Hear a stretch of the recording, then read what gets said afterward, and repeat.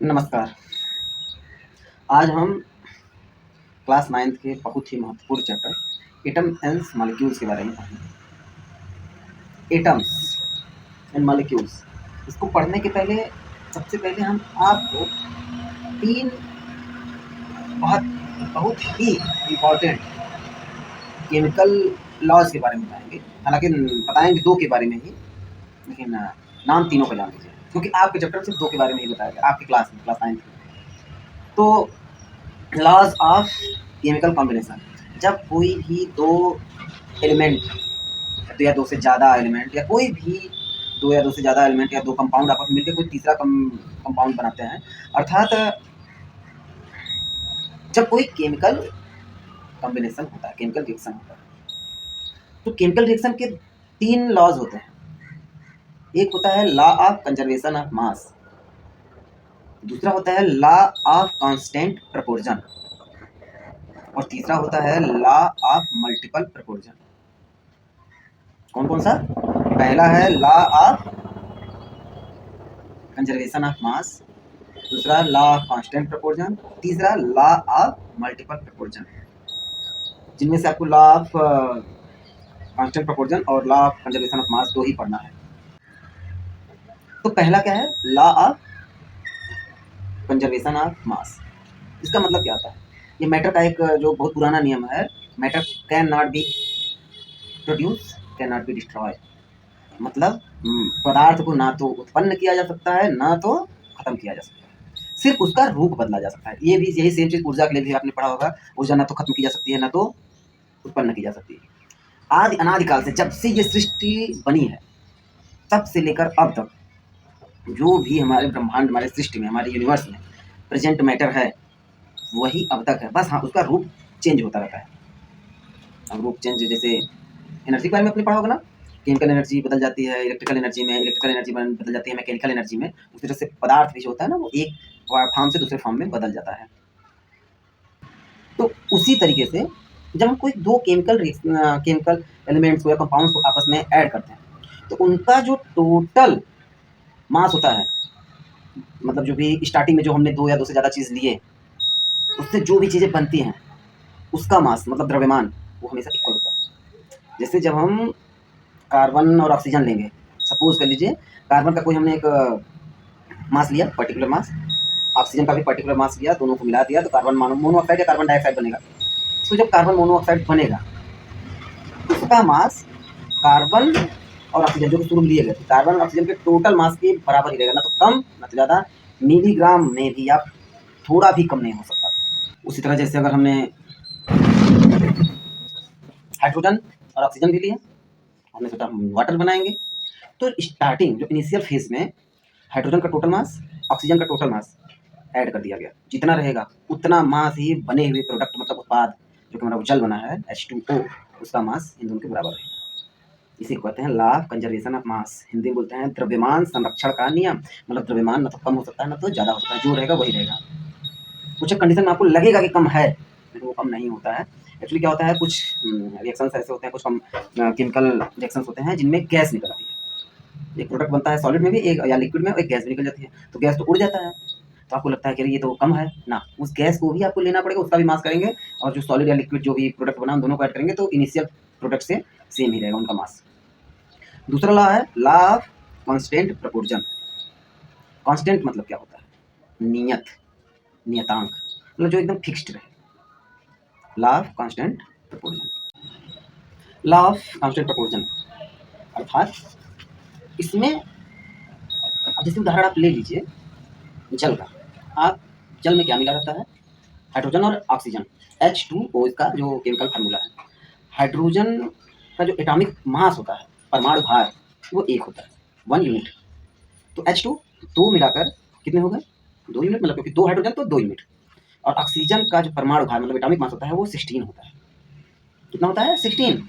तो ये कितना, हाइड्रोजन कितना था? 2, ऑक्सीजन कितना है? 16। 2:16, मतलब 2 संबंधे भी बोलते हैं हिंदी में, 2 अनुपात 16 जब करेंगे तो 1:8 आएगा। तो अब 1 लीटर रहे, 1 बूंद रहे, या फिर 1000 लीटर रहे, कितना भी रहे वो पानी का भार, पानी का मास, उसमें जो हाइड्रोजन और ऑक्सीजन का जो मास का प्रपोर्शन रहेगा हमेशा 1:8 ही रहेगा, 1:8 ही रहेगा। दूसरा एग्जाम्पल जैसे कार्बन डाइऑक्साइड, कार्बन का जो परमाणु भार होता है वो 16 होता है, सॉरी 12 होता है। कार्बन का परमाणु भार एटॉमिक मास 12 और ऑक्सीजन का अभी हमने बताया 16 होता है।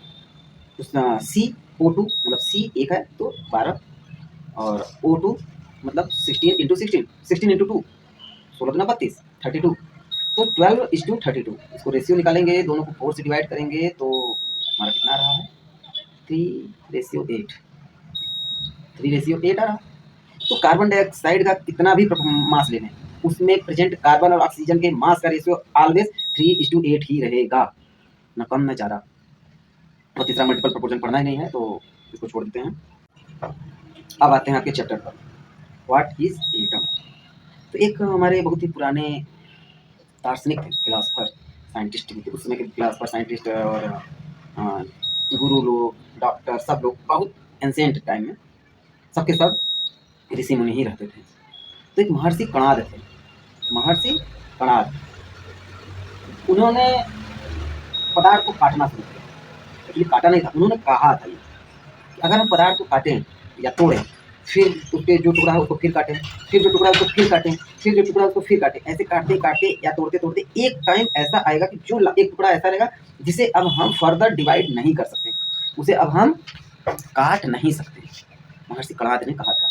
तो वो जब सबसे छोटा जो कण रहेगा ना उसी को हम परमाणु बोलेंगे, परम अणु, परम अणु, उससे छोटा कुछ नहीं। परम मतलब महान, सबसे लास्ट, उसके बाद कुछ नहीं, उसी को हम परमाणु बोलते हैं या एटम बोलते हैं। फिर जो हमारे modern dates scientist John Dalton थे उन्होंने उसी को कॉपी किया। इन्होंने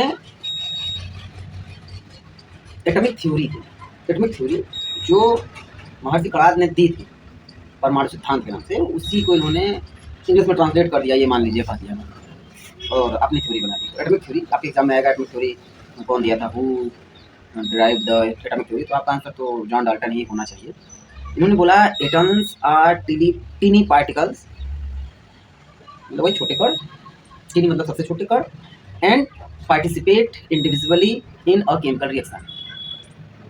एटम्स बहुत ही छोटे पार्टिकल्स होते हैं जो कि किसी भी केमिकल रिएक्शन में पार्टिसिपेट करते हैं।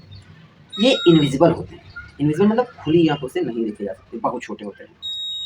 इन्हें ना तो बनाया जा सकता है ना तो खत्म किया जा सकता है, ना तो atoms can't be destroy, can't be created. Identical mass मतलब आइडेंटिकल मास का जो रूल है वो उन्होंने बोला कि atoms of any identical element are identical in mass and same chemical properties. मतलब किसी पर्टिकुलर एलिमेंट के सभी एटम्स, किसी भी पर्टिकुलर एलिमेंट के सभी एटम्स सेम मास और सेम केमिकल प्रॉपर्टीज के होते हैं। जैसे हाइड्रोजन का कोई भी एटम ले लीजिए, उसका एक एटम ले लीजिए, फिर दूसरा एटम ले लीजिए, फिर जाके श्रीलंका में जो हाइड्रोजन वहाँ से एक एटम लेकर आया, जापान से लेकर आया, जर्मनी से लेकर आइए, 5 जगहों से 6 जगहों से एटम ले आइए हाइड्रोजन के, सभी के मास देखिए इक्वल रहेंगे और केमिकल प्रॉपर्टीज भी इक्वल रहेंगी। और चौथा नियम था कि डिफरेंट एलिमेंट्स के मास भी डिफरेंट होते हैं। मतलब हाइड्रोजन, ऑक्सीजन, कार्बन, सबके एक एक एटम ले लीजिए, सबका मास देखिए तो सबका एटॉमिक मास अलग अलग रहेगा, सबकी केमिकल प्रॉपर्टीज भी अलग अलग रहेंगी। एटम्स एक दूसरे से मिलकर कंपाउंड बनाते हैं, एटम्स एक दूसरे से रिएक्शन करके कंपाउंड बनाते हैं, और किसी भी कंपाउंड का जो किसी भी कंपाउंड में मिले हुए जो एलिमेंट्स होते हैं वो एक फिक्स्ड रेशियो में वहाँ पे उपस्थित होते हैं। यही एटॉमिक थ्योरी थी। अब पढ़ते हैं एटॉमिक मास। एटॉमिक मास क्या होता है? एटॉमिक मास मतलब द्रव्यमान, किसी भी एटम का मास। तो ये किलो में या ग्राम में तो मिलीग्राम में तो नापा नहीं जा सकता, बहुत ही छोटे होते हैं, 1 किलो या 1 ग्राम या 1 मिलीग्राम के नहीं होते हैं। तो कार्बन 12 का जो एटम है, ठीक, कार्बन 12 के एटम को 12 यूनिट मास माना गया। कार्बन 12 के एटम को 12 यूनिट मास माना गया। उसके 12th पार्ट को, कार्बन एटम के मास के 12th पार्ट को 1 यूनिट माना गया। नहीं समझ में? The 1/12 part of the mass of carbon 12 atom, of मतलब मल्टीप्लाई होता है ना, तो किसी भी कार्बन एटम के 12 मास, कार्बन एटम का मास लीजिए और उसका 12th पार्ट जो होता है उसी को 1 यूनिट बोलते हैं। तो इस तरह से हाइड्रोजन आपका 1 यूनिट हो जाता है, हीलियम 2 यूनिट हो जाता है, इसी तरह से ऑक्सीजन आपका 16 यूनिट हो जाता है, कार्बन 12 यूनिट हो जाता है, और आपका जो क्लोरीन है ये 35.5 यूनिट हो जाता है। ऐसे ही सभी देख सकते हैं कि वो रिलेटिव जो उनका मास जो फिक्स्ड किया गया वो कार्बन 12 एटम के 12th पार्ट को ही एक यूनिट माना गया। तो अब आता है आपका साइज। इनका साइज कैसे होता है? इनका साइज नैनोमीटर्स में नापा जाता है। नैनोमीटर में 10⁻⁹ मीटर्स के इक्वल जो भी साइज होता है उसे 1 नैनोमीटर बोलते हैं। एटम का साइज नैनोमीटर्स में होता है, छोटे बड़े होते हैं। सबसे छोटा जो हाइड्रोजन है वो 10⁻⁹ नैनोमीटर का होता है, मतलब 1 नैनोमीटर के आसपास होता है। उसी से पॉइंट में आगे पीछे आगे थोड़ा बड़ा चला गया। इस तरह से एटम्स का साइज होता है। एटम्स को सिंबल भी दिया गया, तो जो पुराने समय में जो सिंबल्स दिए गए उनको हाइड्रोजन को गोले में डॉट बना दिया गया, और मतलब जो गोल्ड है वो सबको गोले गोले डिज़ाइन दे दिए गए, और किसी में डॉट लगा दिया गया, किसी को क्रॉस लगा दिया, किसी में प्लस का साइन लगा दिया गया, और किसी को एकदम ब्लैंक कर दिया गया। गोला बना के ब्लैंक करके ऑक्सीजन हो गया, एकदम गोला बना के ब्लैंक करके कार्बन हो गया। तो ये पहले दिया जाता था। अभी जो प्रेजेंट सिनेरियो है, प्रेजेंट टाइम में जो हमारा एटॉमिक सिंबल होता है, एटम्स का सिंबल होता है, मतलब वो एलिमेंट का ही सिंबल होता है। एटम का सिंबल मतलब एलिमेंट का सिंबल। तो ऑक्सीजन को O बताया जाता है, और हाइड्रोजन को H बताया जाता है, नाइट्रोजन को N बताया जाता है, और कार्बन को C बताया जाता है। तो क्या हुआ कि अब हमारे पास टोटल 108 एटम्स हैं, एलिमेंट्स हैं, तो और लेटर्स हमारे पास 26 ही हैं। तो अब 26 लोगों को तो 26 लेटर्स दे दिए गए। अब उसके बाद क्या किया जाए? तो कुछ एटम्स के दूसरे लेटर्स को भी, मतलब फर्स्ट 2 लेटर्स को लेकर तब बनाया गया। जैसे हीलियम का HE है, जिंक का ZN है, ओके, कैल्शियम का Ca, मैग्नीशियम का Mg, मैग्नीज का Mn है। और फिर भी ऐसे करते करते तो कुछ जो एटम्स ऐसे भी मिले हमको जिनका जो नॉमेनक्लेचर है, उनको जो सिंबल दिया गया वो लैटिन लैंग्वेज से उठा के लाया गया। जैसे जो ये हमारा पोटेशियम है, पोटेशियम का P होना चाहिए, बट पोटेशियम का P फास्फोरस को मिल चुका था। तो हुआ कि पोटेशियम को PO किया जाए, तो पोटेशियम का जो PO बनाते तो वो पोलोनियम को मिल चुका था। तो हुआ कि ऐसे तो P भी ले सकते हैं, तो वो प्लेटिनम को मिल चुका था। तो पोटेशियम का लैटिन लैंग्वेज में नाम कैलियम था, उसे के दे दिया गया। ये सब कुछ मिलता ही नहीं था। तो इस तरह से आपको बहुत सारे से आयरन का सोचा गया कि आई दे दिया जाए, लेकिन आयोडीन को मिल चुका था।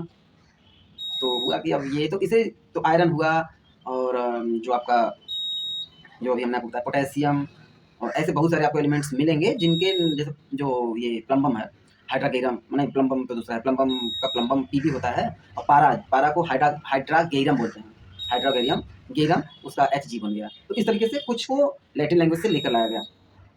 How do atom exist? Atoms exist कैसे करते हैं? एटम एग्जिस्ट कैसे करते हैं? तो एटम हमेशा मॉलिक्यूलर फॉर्म में एग्जिस्ट करते हैं। एटम कभी फ्रीली नहीं रहेंगे। एटम कभी भी फ्री अकेले मोशन नहीं करते हैं, वो एग्जिस्ट ही नहीं करते हैं। जैसे हाइड्रोजन कभी भी H नहीं होगा, वो H2 ही रहेगा। एक हाइड्रोजन दूसरे हाइड्रोजन से बॉन्ड बना के H2 बना के ही रहेगा, ठीक है।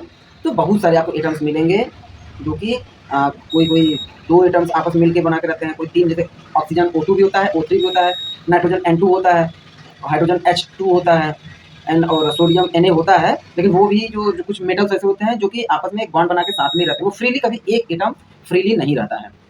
और जब केमिकल कॉम्बिनेशन होता है तो वो हमेशा एक मॉलिक्यूल के अंदर फिक्स्ड पैक्ड रहते हैं एटम। तो जो केमिकल कॉम्बिनेशन में वो मॉलिक्यूल टूटता है और उसमें से एटम निकल के दूसरे मॉलिक्यूल के एटम के साथ जुड़ जाता है और फिर मॉलिक्यूल बना देता है। तो कभी भी एटम फ्रीली नहीं रहते हैं। अब आता है व्हाट इज मॉलिक्यूल? मॉलिक्यूल क्या होता है? व्हेन 2 और मोर atoms combine with each other they form molecule.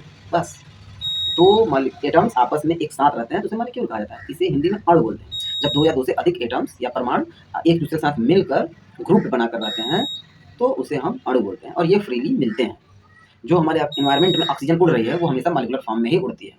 Carbon dioxide molecular form में, हाइड्रोजन मॉलिक्यूलर फॉर्म में ही उड़ रही है। जो हमको आयरन मिलता है वो भी मॉलिक्यूलर फॉर्म में ही मिलता है, एटॉमिक फॉर्म में नहीं मिलता है। तो मॉलिक्यूल्स आर द कॉम्बिनेशन या कंपाउंड ऑफ 2 और मोर एटम्स। अंडरस्टैंड? अब आता है molecules of element and molecules of compound. तो मॉलिक्यूल्स ऑफ एलिमेंट जब सेम टाइप के एटम्स आपस में ग्रुप बनाकर रहते हैं किसी, तो उस मॉलिक्यूलर फॉर्म को हम एलिमेंट का मॉलिक्यूल बोलते हैं। मतलब एलिमेंट मतलब तत्व का अणु। मतलब हाइड्रोजन और हाइड्रोजन मिलकर H2 बनाए, this is the molecule of element. Oxygen मिला के O2 बनाए, ये मॉलिक्यूल ऑफ ऑक्सीजन। मतलब ये एलिमेंट के कंपाउंड वो मॉलिक्यूल हुए। और समटाइम्स जब 2 डिफरेंट टाइप के एटम्स आपस में मिल जाते हैं और वो फिर मॉलिक्यूल बनाते हैं, उसे हम मॉलिक्यूल ऑफ कंपाउंड बोलते हैं। जैसे जब carbon and 2 oxygen, 1 carbon and 2 oxygen combined with each other they form carbon dioxide. The carbon dioxide, it means CO2 is the molecule, but this is a molecule of compound, not this is not the molecule of element, because there have two types of atoms, C and O, two atoms of oxygen and one atom of carbon. And the next molecule is hydrogen, two hydrogen and one oxygen. This is called water molecule. Water molecule is the molecule of compound, because there is two hydrogen atom and one oxygen atom, दो hydrogen के परमाणु और एक oxygen का परमाणु मिलकर water का मतलब जल का परमाणु अणु बनाते हैं। और जो atom of sorry molecule of element होता है उसमें दो सेम टाइप के, जैसे O2 और O3 दोनों हैं, तो जब तीन ऑक्सीजन आपस में एक साथ मिलकर रहते हैं तो उसे O3 बोलते हैं, मतलब ओजोन। और जब दो एलिमेंट सॉरी एटम्स आपस में मिलकर रहते हैं तो उसे हम एटम मॉलिक्यूल ऑफ एलिमेंट बोलते हैं, जैसे ऑक्सीजन मतलब O2, ठीक है ना। तो अब what is ion? What is ion? Ion क्या होता है? When atom is ready to participate in a compound, they form ion. Not understand? समझ में नहीं आया। जब कोई भी परमाणु केमिकल रिएक्शन मतलब रासायनिक अभिक्रिया करने के लिए तैयार होता है तो उस पोजीशन पे उस टाइम पर वो उसका जो फॉर्म होता है वो आयन होता है। ये बनता कैसे है इसके लिए आपको अगले चैप्टर में हम आपको पढ़ाएंगे, लेकिन अभी जान लीजिए कि इसमें इलेक्ट्रॉन्स, प्रोटॉन्स और न्यूट्रॉन्स होते हैं। इलेक्ट्रॉन्स नेगेटिव चार्ज लेके चलते हैं, तो जब किसी एटम में, किसी भी एटम में, नॉट मॉलिक्यूल, तो किसी एटम में मतलब परमाणु का में से एक या एक से अधिक इलेक्ट्रॉन बाहर निकल जाए या फिर एक या एक से अधिक इलेक्ट्रॉन अंदर आ जाए, तो वो जो सिचुएशन होती है, हालांकि अंदर आते नहीं हैं, तो जब एक या एक से अधिक इलेक्ट्रॉन बाहर निकल जाए या फिर अंदर आ जाए, ठीक है ना, या फिर वो जो जुड़ जाते हैं, तो उस फॉर्म ऑफ एटम को हम आयन बोलते हैं। सिंपल वर्ड्स में बोल देते हैं, the charge particle are called ion. तो जो हमारे आयंस होते हैं, आयंस मतलब the ions are the charged particles. Charge particle मतलब जब किसी भी एटम से इलेक्ट्रॉन बाहर निकल जाए या अंदर आ जाए, sometimes they coming in into the boundary of atom, they form negative ion. तो जब किसी इलेक्ट्रॉन क्या होता है, उसमें एक माइनस चार्ज होता है, इलेक्ट्रिक चार्ज। इलेक्ट्रिक चार्ज जब किसी भी एटम पे चढ़ जाता है, वो पॉजिटिव चार्ज हो सकता है, नेगेटिव चार्ज हो सकता है। जब पॉजिटिव चार्ज होता है तो उसे हम पॉजिटिव आयन बोलते हैं, और जब नेगेटिव चार्ज होता है तो उसे नेगेटिव आयन बोलते हैं। पॉजिटिव चार्ज कब होता है? जब इलेक्ट्रॉन्स निकल जाते हैं। इलेक्ट्रॉन मतलब नेगेटिव चार्ज कब निकल, एक नेगेटिव चार्ज बाहर निकल गया तो वो +1 हो गया, और जब एक नेगेटिव चार्ज अंदर आ गया, एक इलेक्ट्रॉन अंदर आ गया किसी एटम के अंदर, तो वो -1 हो गया, क्योंकि वो वहाँ पे एक जो कि नेचुरली जो था उसका जो भी चार्ज था उससे एक ज़्यादा हो गया नेगेटिव चार्ज, तो वो नेगेटिव चार्ज हो जाता है, उसे हम आयन बोलते हैं। जैसे Cl-, Na+, O2-, और H+ होता है, OH- भी होता है, और NO3-1 होता है। तो ये सब क्या है? जब किसी भी एटम या मॉलिक्यूल के ऊपर आप माइनस से प्लस लगा देखिए, समझ लीजिए वो आयन है। Ions are the charge particle who are ready to participate in a chemical combination. Okay, तो कुछ आयंस के का लिस्ट हम आपको यहाँ पे दिखा देते हैं, आपको समझ में आ जाएगा कि आयंस क्या होते हैं।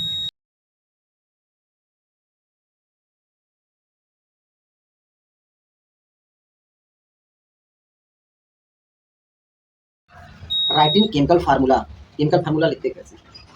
Chemical formula is the symbolic representation of the composition of the given compound। Chemical formula मतलब रासायनिक सूत्र। रासायनिक सूत्र किसी भी यौगिक का सांकेतिक प्रदर्शन है। सांकेतिक प्रदर्शन जैसे वाटर फार्मूला में H2O, carbon dioxide formula CO2, नमक केमिकल फार्मूला NaCl, तेजाब केमिकल फार्मूला HCl, HNO3, ठीक है ना। तो केमिकल फार्मूला मतलब किसी भी एटम सॉरी मॉलिक्यूल, मॉलिक्यूल नहीं क्या कर सकते हैं इसे, chemical formula is the chemical formula किसी भी कंपाउंड में उपस्थित जो भी कंपोजिशन में जो भी उपस्थित एटम्स हैं उनके सिंबॉलिक रिप्रेजेंटेशन को हम बोलते हैं। क्या क्या उसमें मिला है, कितने कितने मिले हैं, इसी को के रिप्रेजेंटेशन को हम केमिकल फार्मूला बोलते हैं। अब ये लिखा कैसे जाता है, बनाया कैसे जाता है, तो इसके लिए सबसे पहले कैसे केमिकल रिएक्शन होता है इसको हमें समझना है। तो सबसे पहले हम कैसे समझेंगे, उसके पहले ये होता है कि सभी एटम्स की अपनी अपनी क्षमता होती है कि वो कितने और कैसे किसी भी दूसरे एटम से जुड़ सकते हैं, कितनी संख्या में और किस तरीके से। तो जो चार्ज होता है कि ये कह सकते हैं कि जो उनके ऊपर जो आयन अभी ने बताया ना, तो जो आयन पे जो चार्ज होता है वही उनकी कैपेसिटी होती है। The tendency to participate in a chemical reaction of any element is called its valency. Okay, जैसे हाइड्रोजन की वैलेंसी जब हम देखेंगे उस पर कितना चार्ज है, हाइड्रोजन की वैलेंसी H प्लस होगी, H प्लस है मतलब 1। ऑक्सीजन की वैलेंसी जब देखेंगे तो O2 माइनस लिखा रहेगा, इसका मतलब उसकी वैलेंसी 2। मतलब ये है कि वैलेंसी मतलब कि वो कितने इलेक्ट्रॉन्स एक्सेप्ट या डोनेट कर सकते हैं, कोई भी एटम कितना इलेक्ट्रॉन ग्रहण कर सकता है या फिर दान कर सकता है, इसी क्षमता को हम उसकी केमिकल वैलेंसी बोलते हैं। वैलेंसी क्लियर है। तो उसी वैलेंसी को देखते हुए हम केमिकल फार्मूला बनाना सीखेंगे। आइए केमिकल फार्मूला बनाते कैसे इसको देखते हैं। तो सबसे पहले हम देखते हैं मैग्नीशियम क्लोराइड। मैग्नीशियम क्लोराइड का जब हम देखते हैं तो यहाँ पे हम पहले लिख देते हैं सिंबल और यहाँ पे लिख देते हैं वैलेंसी। तो मैग्नीशियम का सिंबल Mg और क्लोरीन का वैलेंसी क्लोरीन मतलब Cl। तो मैग्नीशियम की वैलेंसी जो होती है वो होती है 2 और क्लोरीन की वैलेंसी होती है 1, क्योंकि इस पर हमेशा 2 प्लस चार्ज रहता है इसके आयन पर, इसके आयन पर -1 चार्ज होता है। तो जितने चार्ज रहेंगे उतनी ही वैलेंसी। तो इसकी वैलेंसी इसके नीचे, इसकी वैलेंसी इसके नीचे हम लोग लिख देंगे, हमारा काम हो जाएगा। इसको क्रॉस मल्टीप्लाई कर देंगे तो जो ये हमारा बन रहा है MgCl, Mg के नीचे Cl का वैलेंसी 1 और Cl के नीचे Mg की वैलेंसी 2, दैट्स इट। दूसरा है Al2O3, सेम वही काम करेंगे। Al का वैलेंसी होता है +3 और ऑक्सीजन का वैलेंसी होता है -2। तो इसकी वैलेंसी 3, इसकी वैलेंसी 2, इस तरीके से हम इसको अगर करेंगे तो ये हो जाएगा हमारा Al2O3, Al2O3। उसी तरह से जब हम अगला लेंगे Ca की वैलेंसी +2, ऑक्सीजन की वैलेंसी -2, इसका मीन्स 2 and 2 क्रॉस करने पर CaO। अब दोनों 2 हैं तो 2 से 2 कैंसिल आउट हो गया। नेक्स्ट आ जाता है हमारा Na की वैलेंसी +1, NO3 की वैलेंसी -1, क्रॉस करेंगे 1 and 1 तो बन जाएगा हमारा NaNO3। सेम कैल्शियम की वैलेंसी +2, OH की वैलेंसी -1, इट मीन्स 2 and 1। तो जब हम क्रॉस मल्टीप्लाई करेंगे दोनों को तो हमारा बन के आएगा CaOH। अब OH में 2 एलिमेंट्स हैं, 2 एटम्स हैं, तो इसको हम क्रॉस करके यहाँ नीचे 2 लगाएंगे। अगर सिर्फ एक के नीचे लगाएंगे तो एक के ही नीचे माना जाएगा, ठीक है ना। लेकिन जब हम क्रॉस करेंगे तो मतलब O भी डबल है और ऑक्सीजन भी, हाइड्रोजन भी डबल है। उसी तरीके से कुछ आपके सामने और एग्जाम्पल्स हैं, जैसे हाइड्रोक्लोरिक एसिड, कार्बन टेट्राक्लोराइड मतलब कार्बन और 4 क्लोराइड, फिर उसके बाद हाइड्रोजन सल्फाइड H2S। इन सब का आपको एग्जांपल दिखा दिया जा रहा है, आप इसको नोट कर लीजिएगा। अब हमारा अगला आता है मॉलिक्यूलर मास। किसी भी मॉलिक्यूल का क्या मास होगा। Molecular mass means the total atomic mass of the all atoms present in the given molecule of the given compound. मतलब किसी भी यौगिक में, किसी भी यौगिक के एक मॉलिक्यूल में जितने भी एटम्स उपस्थित हैं उन सभी के परमाणु मास का जो सम, परमाणु द्रव्यमान का जो सम है उसी को हम परमाणु भार या फिर कह सकते हैं अणु भार, सॉरी परमाणु भार नहीं, अणु भार, मॉलिक्यूलर मास बोल सकते हैं। आइए इसको समझते हैं ये होते क्या है। तो आइए हम देखते हैं मॉलिक्यूलर मास निकाला कैसे जाता है। सबसे पहले हम देखेंगे कि जो हमारा वाटर मॉलिक्यूल है, this is the water molecule. तो वाटर मॉलिक्यूल हम देख रहे हैं H + O है, इसका मतलब 2 × H + 1 × O, इस तरीके से लिख सकते हैं इसको। तो इसका मतलब अब होता है कि 2 × 1 यूनिट, हाइड्रोजन का 1 यूनिट होता है, प्लस 1 × 16 यूनिट, ऑक्सीजन का 16 यूनिट होता है। टोटल करने पर क्या आ रहा है हमारा 2 × 1 = 2, 16 × 1 = 16 इक्वल 18 यूनिट। तो जो हमारा वाटर है, वाटर का जो एटॉमिक मॉलिक्यूलर मास हुआ वो क्या हुआ 18 यूनिट। फिर आता है हमारा कैल्शियम कार्बोनेट, ये क्या है Ca + C + 3 × O, 3 ऑक्सीजन है, 1 कार्बन और 1 कैल्शियम। कैल्शियम का कितना होता है, तो दूसरा क्या है हमारा कैल्शियम कार्बोनेट। कैल्शियम कार्बोनेट में 1 कैल्शियम, 1 कार्बन और 3 ऑक्सीजन हैं। तो कैल्शियम का जो हमारा एटॉमिक मास होता है वो 40 यूनिट, कार्बन का एटॉमिक मास 12 यूनिट। ये तो हमने आपको बताया है कि ये टोटल इसी पे ही डिपेंड करता है, इसी से डिनोट किया जाता है कि कितने हैं। इसी के 12th पार्ट को तो 1 यूनिट बोलते हैं, तो ये 12 यूनिट। और ऑक्सीजन का अभी हमने आपको बताया कि ये यहाँ पे देखिए कितना है 16, मल्टीप्लाई कर दीजिए 40 + 12 + 48, तीनों ऐड करने पर कितना आ रहा है, I think so 100 unit. Calcium carbonate का जो हमारा मॉलिक्यूलर मास है वो 100 यूनिट है। इस तरह से ये कार्बन को भी देखते हैं CO + O, it means C + 2 into O CO2। आगे कार्बन का एक कितना होता है एटॉमिक मास, कार्बन का एक कार्बन का एटॉमिक मास 12, 2 ऑक्सीजन का atomic mass 2 into 16, 12 plus 32 equals 44 unit. Carbon dioxide का मॉलिक्यूलर मास 44 यूनिट। अब जो अगला हमारा है वो फार्मूला यूनिट मास है। फार्मूला यूनिट मास मतलब जो फार्मूला है सेम ये हमारे मॉलिक्यूलर मास जैसा ही वो भी होता है। किसी भी कंपाउंड का फार्मूला दिया है आपको, उसका मास बताइए, मतलब उसी का मॉलिक्यूलर मास बता दीजिए, पता चल जाएगा। तो उसका मॉलिक्यूलर मास कैसे निकलते हैं, जैसे हमने अभी अभी एटॉमिक मास मॉलिक्यूलर मास निकाला किसी कंपाउंड का, सेम वही होता है। आइए देख लेते हैं इसको भी। तो ये 3 एग्जाम्पल मॉलिक्यूलर मास का तो आप देख ही रहे हैं। इसी तरीके से हम फार्मूला यूनिट मास भी निकालते हैं। फार्मूला यूनिट मास के लिए हम किसी और को देख लेते हैं। चलिए नमक का निकालते हैं। नमक मीन्स NaCl। NaCl का फार्मूला क्या है हमारा, NaCl। तो देखेंगे 1 into Na plus 1 into Cl। तो Na का कितना होता है 1 इंटू 22 23, हाँ 23। क्लोरीन का 35.5 इंटू 1 कर लो तो 23 और 35 58, 58.5 यूनिट। नमक का भी निकल गया। हम ओजोन का निकलते हैं O3। इट मीन्स इसका formula unit mass 3 into O equals 3 into 16 equal 48। That's it, 48 unit. तो ये फार्मूला यूनिट मास हो चाहे हमारा मॉलिक्यूलर मास हो, दोनों सेम होते हैं। तो बच्चों आपको ये क्लास कैसी लगी हमें कमेंट करके जरूर बताइए, जिससे हमारा भी हौसला बढ़े और हम आपके लिए और भी अच्छे क्लास 10th के भी, जो कि बस आप क्लास 10th में जाने ही वाले हैं, उसका चैप्टर्स को भी हम ला सकें, तो उससे हमारा हौसला भी बढ़ेगा।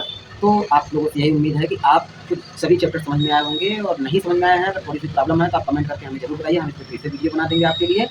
और इस वीडियो को अधिक से अधिक लोगों से शेयर करें, जिससे सभी क्लास 9 के बच्चों को बेनिफिट मिले। और क्लास 10th की वीडियो हम आपको 1 अप्रैल के पहले ही आ जाएंगे।